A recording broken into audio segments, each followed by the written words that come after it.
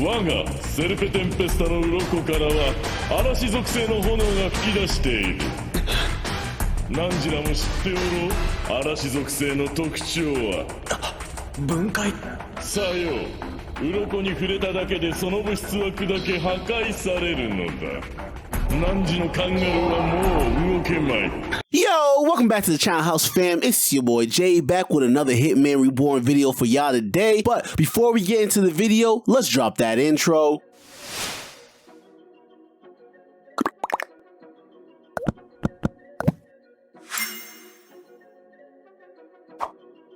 Today we got something exciting to talk about for all you Hitman Reborn fans out there. We are delving into the destructive Stormflame, its users, and their unique personalities. So stick around if you're a fan of this classic anime and manga series. Hitman Reborn is known for its diverse range of flames, each granting unique ability to its users. Among them, the Stormflame is hands down the most offensive flame, a perfect pairing for those who already are master tacticians. But first off, what actually is the Stormflame? Allow me to break that down. The highly offensive Stormflame has a red shaded core with a pink-like red inner layer, and the outer edges of the flame are deep crimson. The core and inner layer seem to remain intact, while the outer edges of the Stormflame burn erratically and form soft tendrils before leaving the main body. Its characteristic is disintegration, which causes anything that it touches to decay and break apart, including in other dying wolf flames. It can also minimize the effect of other flame-enhanced attacks, as mentioned before, and when we cover the God Gokudera in our Guardians Explained video. And if you would like to learn more about my favorite character, the video was linked right above here. Anyways, this flame is just naturally strong, vastly boosting the speed of its user, which we see the flame get utilized in a lot of their equipment, like the flame boost that members of the Milifori family such as Nosaru and Tazaro are always seen rocking. Speaking of my god Tazaro, aka my twin.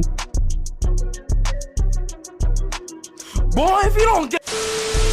He was moving so fast that he had Suna on the run, forcing him to put the jets on, literally. And honestly, at this point in the series, Suna was def top 5 fastest character. Tsuzaru was also quick enough to activate his storm spikes that were on his back to slow Suna down, just when he almost got the upper hand. But my favorite part of this fight has to be when Tsuzaru used the Dark Slicer, which is basically a Stormflame homing missile that chases their target's dying wolf flame, reacting by increasing its speed until it's 1.5 times faster than its target, making it damn near impossible to dodge. And no lie, the only way Suna was able to beat this move was to first fire off a blast of sky flames for the Dark Slicer to attract, but in the end he had no choice but to use a 0-point breakthrough to freeze the attack and wrap things up. We also saw Bashana, who was dipping on that carpet, or even Belle's brother Syl, who rolled around on the throne giving very much celestial dragons. These twins are some of my favorite characters because man, are these guys sick and sadistic,